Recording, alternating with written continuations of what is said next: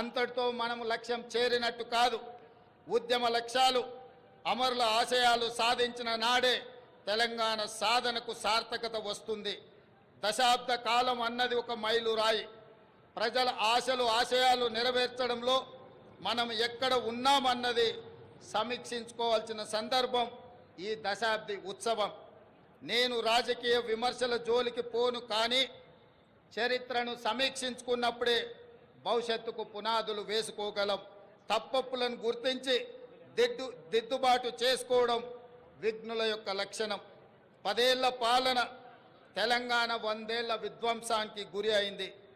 భౌతిక విధ్వంసమే మాత్రమే కాదు, తెలంగాణ మూల స్వభావమైన స్వేచ్ఛపై దాడి జరిగింది. సామాజిక న్యాయం మేడి పండు చందంగా మారింది. ప్రజలందరికీ చెందాల్సిన రాష్ట్ర సంపద గుప్పెడు మంది చేతుల్లోకి చేరింది. తెలంగాణ సంస్కృతి, సాంప్రదాయాలు విధ్వంసానికి గురయ్యాయి. ఆర్థిక విధ్వంసం సంగతి చెప్పనక్కరలేదు. ఇదంతా గతం. ప్రజలే, ప్రజల కోసం, ప్రజల చేత ఎన్నుకోబడిన ప్రభుత్వం ఇప్పుడు తెలంగాణలో ఉంది. ప్రజాప్రభుత్వంలో జరుపుకుంటున్న మొదటి ఆవిర్భావ దినోత్సవం ఇది. అందుకే ఈ ఆవిర్భావ దినోత్సవానికి చరిత్రలో ప్రత్యేక స్థానం ఎప్పటికీ ఉంటుంది. మిత్రులారా, తెలంగాణ ప్రదాత, మనకు మాతృ సమానురాలైన శ్రీమతి సోనియా గాంధీ గారిని ఈ పండుగకు ప్రత్యేకంగా మా మంత్రివర్గం 4 కోట్ల ప్రజల తరఫున ఆహ్వానించాం. ఏ హోదాలో సోనియా గాంధీని ఆహ్వానించారని అడుగుతున్నారు. నేను చెప్పదలుచుకున్న, బిడ్డ ఇంట్లో శుభకార్యానికి తల్లికి హోదా కావాలా? తల్లిని ఆహ్వానించడానికి బిడ్డకు ఒకరి పర్మిషన్ అవసరమా? ఏ హోదా ఉందని, ఏ పదవిలో ఉన్నారని మహాత్మా గాంధీని మన జాతిపితగా గుర్తించుకున్నాం. తెలంగాణ చరిత్ర ఉన్నంత వరకు శ్రీమతి సోనియా గాంధీని ఈ సమాజం తల్లిగా గుర్తించి గౌరవిస్తుంది. ఈ గడ్డతో ఆ తల్లి బంధం రాజకీయాల బంధము కాదు. ఆ తల్లి బంధం పేగు బంధం ఈ తెలంగాణతో. ఈ దశాబ్ది ఉత్సవాల శుభ సందర్భంలో అమరుల ఆశయాలు, ప్రజలు కళలు నెరవేర్చే దిశగా ప్రజాప్రభుత్వం కొన్ని కీలక నిర్ణయాలు తీసుకుంది. అందులో ప్రధానంగా సాంస్కృతిక పునరుజ్జీవనం, ఆర్థిక పునరుజ్జీవనం. ఈ రెండు ఇప్పుడు తెలంగాణ భవిష్యత్తు నిర్మాణానికి కీలక అంశాలు. ఈ దిశగా మన ప్రభుత్వం అడుగులు వేస్తుంది. మిత్రులారా, ఏ జాతికైనా తన సంస్కృతే తన అస్తిత్వం. ఆ సంస్కృతిని కాపాడటం ప్రభుత్వాల బాధ్యత. బోనం నుండి బతుకమ్మ వరకు, సాయుధ పోరాటం నుండి స్వరాష్ట్ర ఉద్యమం వరకు మన సంస్కృతి, మన చరిత్ర గొప్పవి. సమ్మక్క సారలమ్మ నుండి జోగులాంబ వరకు, భద్రాద్రి రాముడు నుంచి కొమరం భీముడి వరకు అమరుల త్యాగాలు, హక్కుల ఉద్యమాల వంటి వాటితో తెలంగాణ గొప్ప చారిత్రక వారసత్వాన్ని కలిగి ఉంది. ఈ సంస్కృతిని, చరిత్రకు పునరుజ్జీవనం జరగాలి. తెలంగాణ వచ్చి 10 ఏళ్ళైనా ఇప్పటికీ మన రాష్ట్ర గీతము లేదు. ఉద్యమ కాలంలో ఉవ్వెత్తున స్ఫూర్తిని రగల్చిన జయ జయ హే తెలంగాణ జననీ జయ కేతనం గేయమే మన రాష్ట్ర అధికార గీతం కావాలని ఆనాడు ఆశించాం.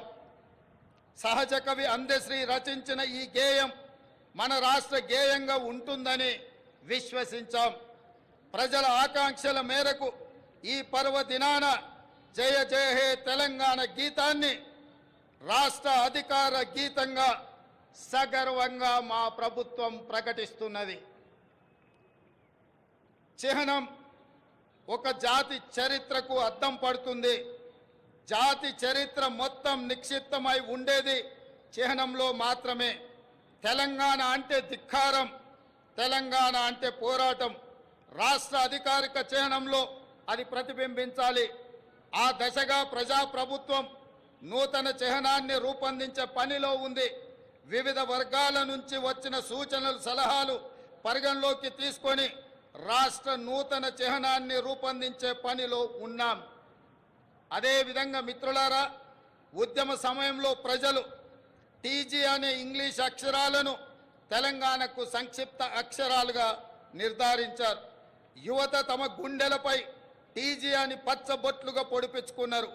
వారి ఆకాంక్షల మేరకు టీఎస్ స్థానంలో టీజీని పునరుద్ధరిస్తూ ప్రభుత్వం నిర్ణయం తీసుకున్నది.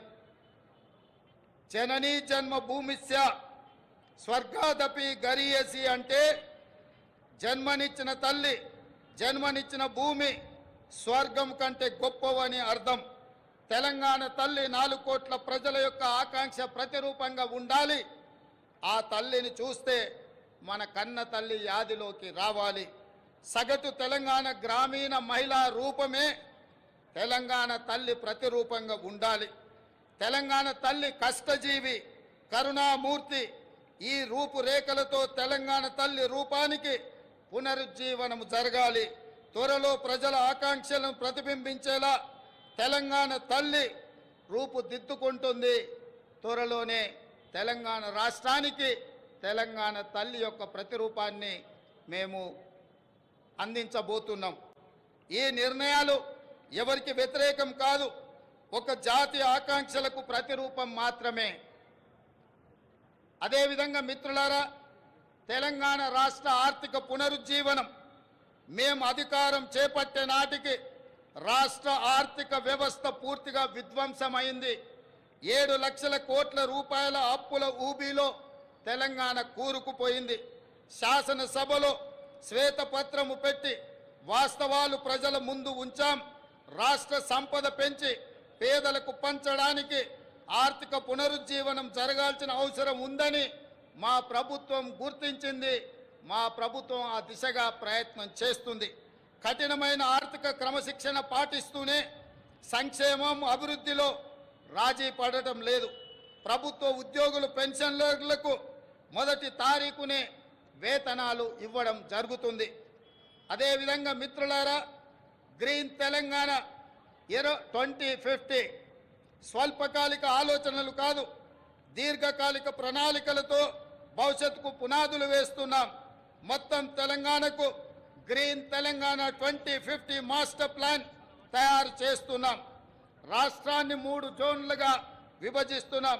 హైదరాబాద్ ఔటర్ రింగ్ రోడ్డు పరిధిలో ఉన్న ప్రాంతాన్ని అర్బన్ తెలంగాణగా, ఔటర్ రింగ్ రోడ్డు నుంచి రీజనల్ రింగ్ రోడ్డు మధ్య ప్రాంతాన్ని సబర్బన్ తెలంగాణగా,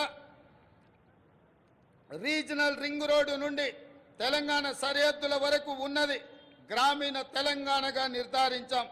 ఈ 3 జోన్లలో ఎక్కడ ఎలాంటి అభివృద్ధి జరగాలి, ఎక్కడ ఏ రకమైన మౌలిక సదుపాయాల కల్పన జరగాలన్నది ఈ మెగా ప్రణాళికలో విస్పష్టంగా తొందరలోనే ప్రకటిస్తాం. హైదరాబాదు నగరానికి ఒకనాడు తలమానికం మూసీ నది.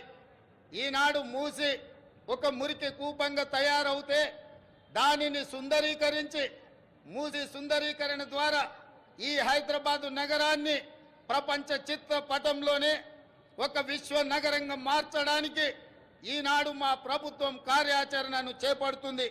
మూసీ సుందరీకరణ పథకం ద్వారా పరివాహక ప్రాంతాన్ని ఉపాధి కల్పన జోన్గా తీర్చిదిద్దబోతున్నాం. ఈ పథకానికి ఇప్పటికే 1000 కోట్ల రూపాయలు కేటాయించాం.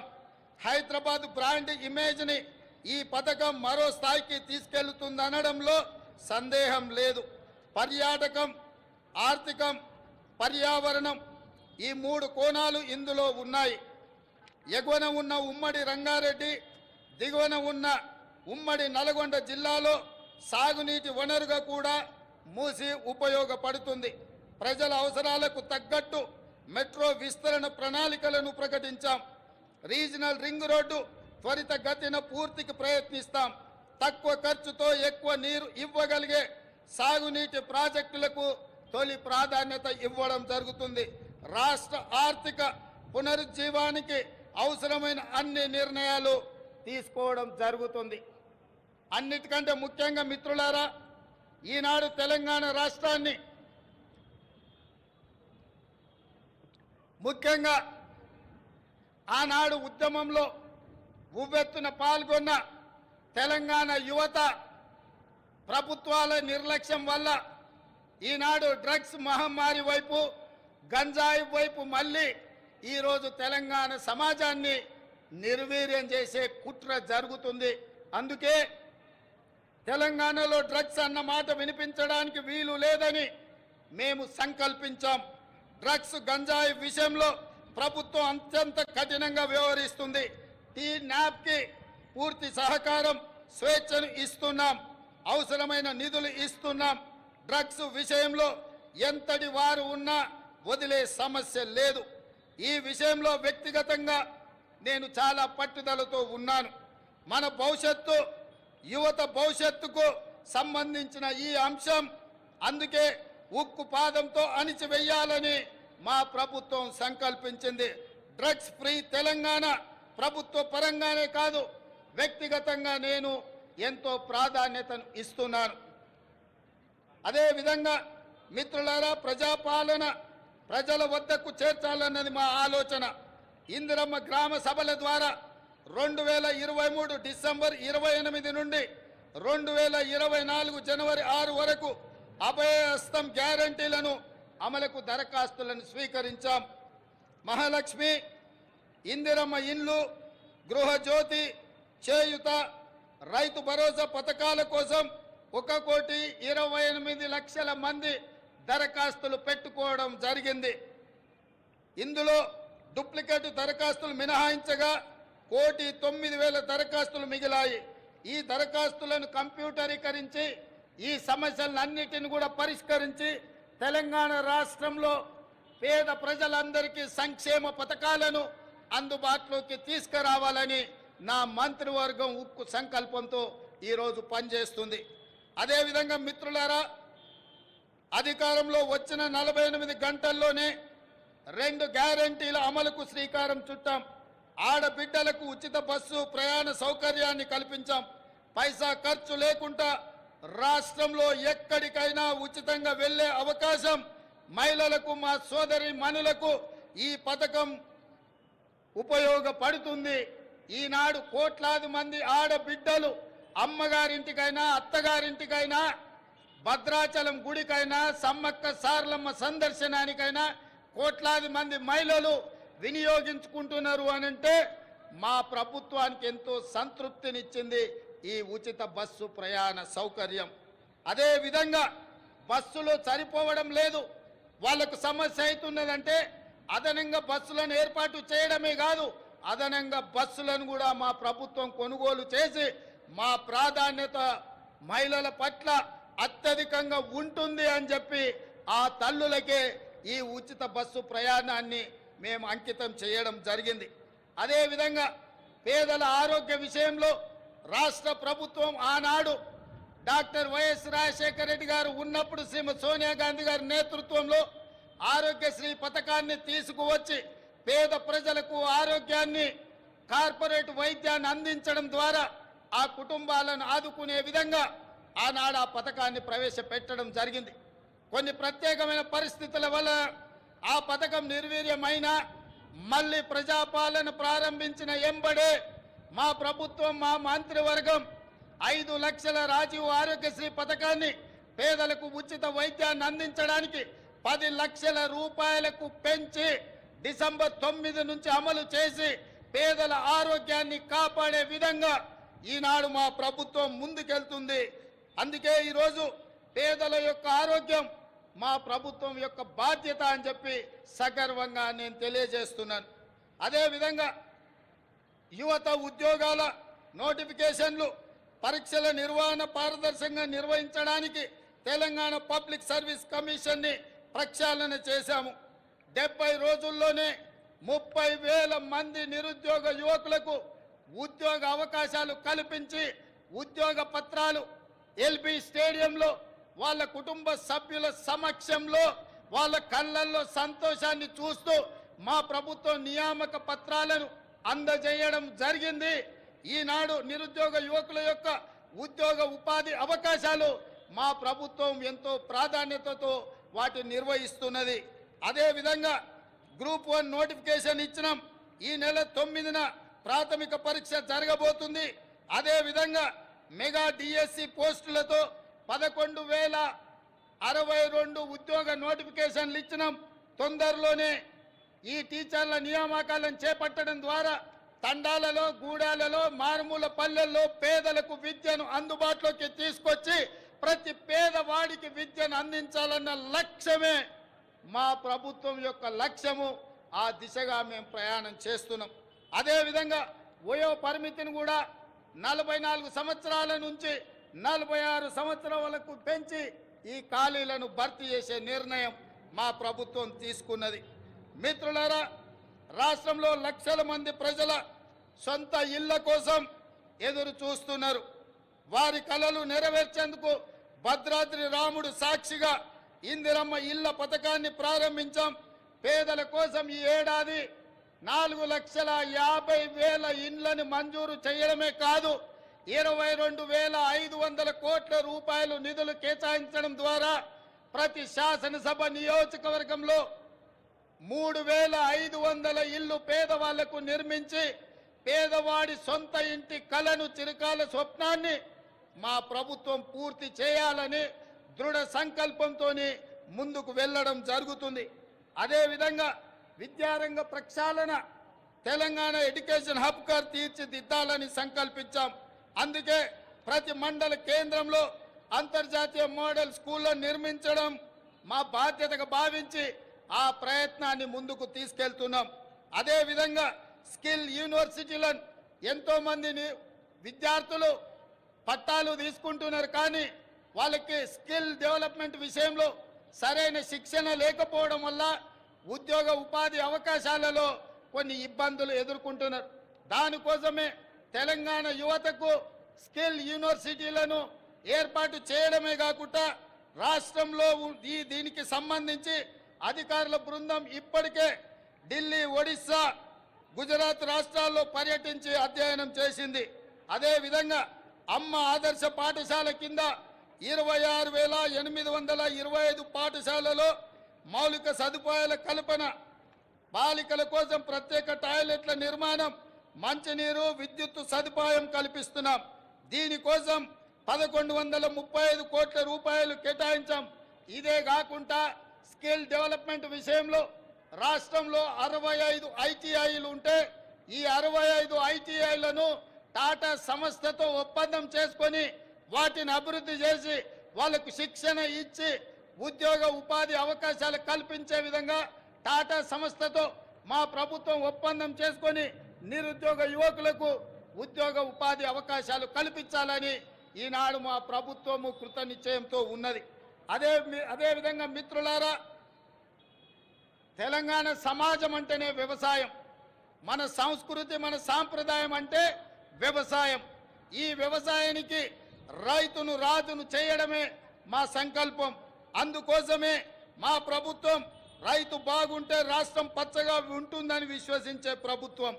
గతంలో రైతుకు ఉచిత విద్యుత్ రుణమాఫీ చేసిన చరిత్ర కాంగ్రెస్ పార్టీది, మా ప్రభుత్వానిది.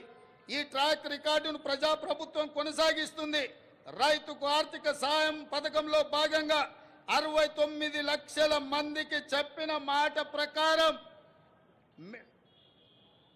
7,500 కోట్ల రూపాయలు వారి ఖాతాలో జమ చేసి ప్రతి రైతుకు రైతు భరోసా పథకంలో నిధులను విడుదల చేయడం జరిగింది. అదేవిధంగా ఇటీవల కాలంలో అకాల వర్షాలతో పంట నష్టం జరిగితే ప్రతి ఎకరాకు 10,000 రూపాయల నష్ట పరిహారం ఇవ్వడం జరిగింది. ధాన్య సేకరణ విషయంలో కూడా ఈరోజు 7,245 ధాన్య సేకరణ కేంద్రాలను ఏర్పాటు చేసి తండాలలో, గూడాలలో, మారుమూల పల్లెల్లో రైతులు పండించిన పంటను అక్కడే ధాన్య సేకరణ కేంద్రాలను ఏర్పాటు చేసి ఆ ధాన్యాన్ని సేకరించి తుట్టి, తాలు, తరుగు పేరు మీద తుట్టి తీయకుండా ప్రభుత్వం కఠినమైన చర్యలు తీసుకుంది. అకాల వర్షాలతో తడిసిన ధాన్యాన్ని కూడా కనీస మద్దతు ధర ఇచ్చి కొనుగోలు చేసి రైతులను ఆదుకొని రైతులను కాపాడాలని, రైతులని రాజులుగా చెయ్యాలని మా ప్రభుత్వం దృఢ సంకల్పంతో పనిచేస్తుంది. ఇదే కాదు, ధరణి విషయంలో కూడా చాలా సమస్యలు, లక్షలాది సమస్యలు మా దృష్టికి వచ్చినాయి. వాటిని పరిష్కరించడానికి ధరణి విషయంలో కూడా ఒక కమిటీని ఏర్పాటు చేసి ప్రతి సమస్యను పరిష్కరించి ధరణిలో జరిగిన లోపాలను సరిదిద్ది ప్రతి రైతుకు ప్రతి వాడికి మేలు జరిగే విధంగా ధరణి ప్రక్షాళన కార్యక్రమాన్ని మా ప్రభుత్వం తీసుకొని ముందుకు వెళ్తుంది. అదేవిధంగా మిత్రులారా, రాష్ట్రంలో విద్యుత్ సరఫరా నిరంతరాయంగా 24 గంటలు అందిస్తున్నామని చెప్పడానికి నేను గర్వపడుతున్నాను.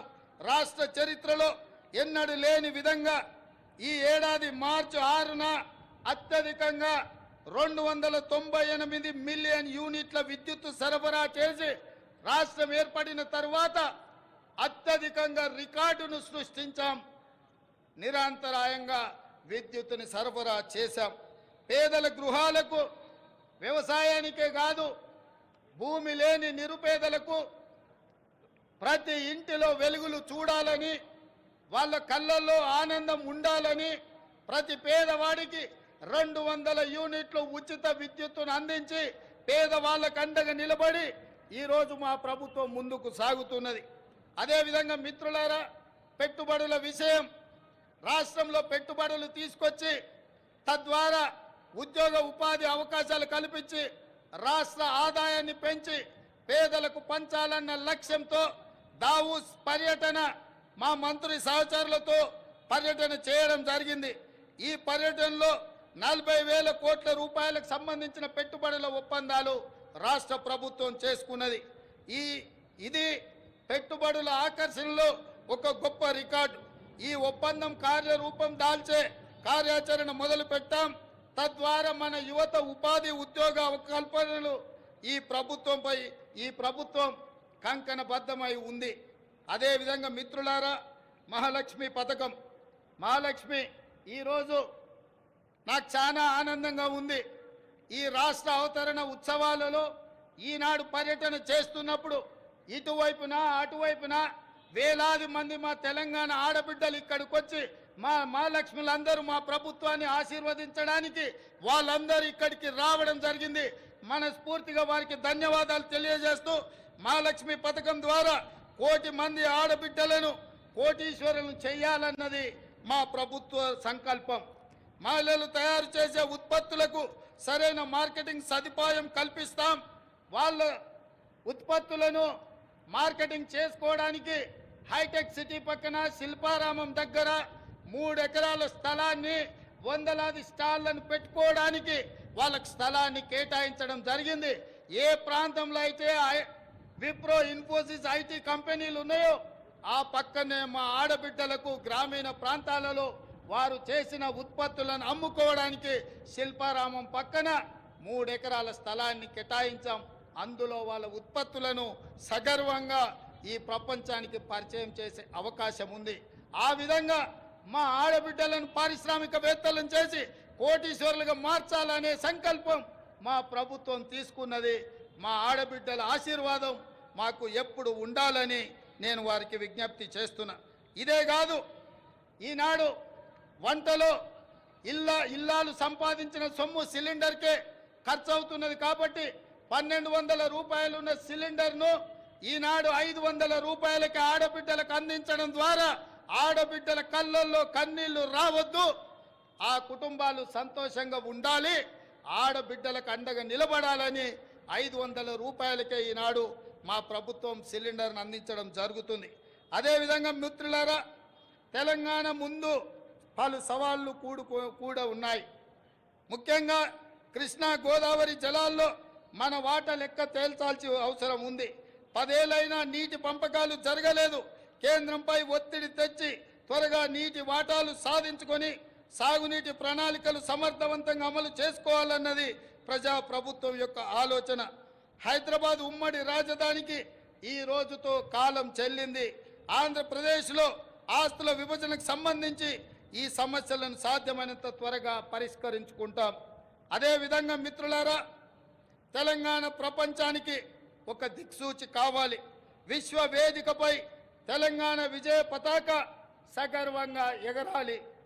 పల్లె కన్నీరు పెడుతుందో అని ఒకనాడు ఆవేదనతో పాడిన తెలంగాణ పల్లెలు ఇకపై పచ్చని పైరులతో, పాడి పంటలతో, రైతుల ముఖాలలో చిరునవ్వులతో వెలగాలి. ఒకనాడు పొట్ట చేత పట్టుకొని పట్నంకు వచ్చిన యువత రేపటి నాటి ప్రపంచానికి మన సత్తా చాటే శక్తిగా మారాలి. తెలంగాణ ఇతర రాష్ట్రాలతో కాదు, ప్రపంచంతో పోటీ పడుతుందని నిరూపించాలి. మనకు శక్తి ఉంది, మనకు సత్తా ఉంది, తెలివి ఉంది, తెగింపు ఉంది, తాగాల చరిత్ర ఉంది. ఏం తక్కువ తెలంగాణకు? హైదరాబాద్ మన బ్రాండు, ప్రపంచ నెంబర్ 1 బ్రాండ్గా హైదరాబాద్ ఎదగాలి. తెలంగాణను ప్రపంచానికి డెస్టినేషన్గా మార్చాలన్న తపన ఉంది. దీనికి 4 కోట్ల ప్రజల ఆశీస్సులతో పాటు రాజకీయ, పరిపాలన, పత్రిక, న్యాయ, సామాజిక వ్యవస్థల సహకారం కావాలి. ఆ దిశగా ప్రతి ఒక్కరూ ప్రతి క్షణం ఆలోచన చెయ్యాలి. ప్రజాప్రభుత్వానికి మీ సంపూర్ణ సహకారం అందించాలని కోరుతూ ఈ సందర్భంగా ఈ వేదిక మీద నుంచి అధికారిక చరిత్ర పుటలలో ఒక గొప్ప సన్నివేశాన్ని, ఒక గొప్ప నిర్ణయాన్ని ఆనాడు లోక్సభలో ఆమోదింపజేసుకొని ఈనాడు తెలంగాణ రాష్ట్రం ఏర్పడ్డది అనంటే అందులో మొట్టమొదటి త్యాగం, సాహసం శ్రీమతి సోనియా గాంధీ గారు యూపీఏ చైర్పర్సన్గా ఉక్కు సంకల్పంతో ఈ తెలంగాణ రాష్ట్ర ప్రక్రియను వారు ముందుకు తీసుకెళ్లారు. రెండవ బాధ్యత బాబు జగజీవన్ రామ్ గారి సుపుత్రిక శ్రీమతి మీరా కుమారి గారు లోక్సభ స్పీకర్గా, మహిళగా, ఒక కన్న తల్లిగా పిల్లలను కోల్పోతే ఆవేదన ఎట్లుంటుందో తెలిసిన అమ్మగా మీరా కుమారి గారు సంపూర్ణమైన సహకారాన్ని అందించి ఆనాడు తెలంగాణ బిల్లును లోక్సభలో ఆమోదించడంలో అత్యంత క్రియాశీలక బాధ్యత వారు పోషించారు. వీరే కాదు, ఆనాటి భారతీయ జనతా పార్టీ నాయకురాలు, ప్రతిపక్ష నాయకురాలుగా శ్రీమతి సుష్మా స్వరాజ్ గారు ఆనాడు లోక్సభలో ప్రతిపక్ష నాయకురాలుగా సంపూర్ణంగా సహకరించి తెలంగాణ బిల్లును ఆమోదింపజేసుకొని రాష్ట్ర ఏర్పాటు ప్రక్రియలో వారు కూడా సంపూర్ణమైన సహకారాన్ని అందించారు. ఈ వేదిక మీద అందుకే తెలంగాణ నలుమూలల నుంచి తరలి వచ్చిన వేలాది మంది మా ఆడబిడ్డల సాక్షిగా శ్రీమతి సోనియా గాంధీ గారికి, మీరా కుమారి గారికి, సుష్మా స్వరాజ్ గారికి తెలంగాణ 4 కోట్ల ప్రజల తరఫున వారికి కృతజ్ఞతలు తెలియజేస్తున్న ఈ తెలంగాణ చరిత్ర పుటలలో మీ త్యాగాలు, మీ గొప్ప నిర్ణయం ఎప్పటికీ ఉంటుందని భావిస్తూ మీ అందరి దగ్గర సెలవు తీసుకుంటున్నా. జై తెలంగాణ, జై జై తెలంగాణ. ధన్యవాదాలు మిత్రులారా. Thank you so much, Honorable Chief Minister, sir. Equal opportunities, social justice is the essence.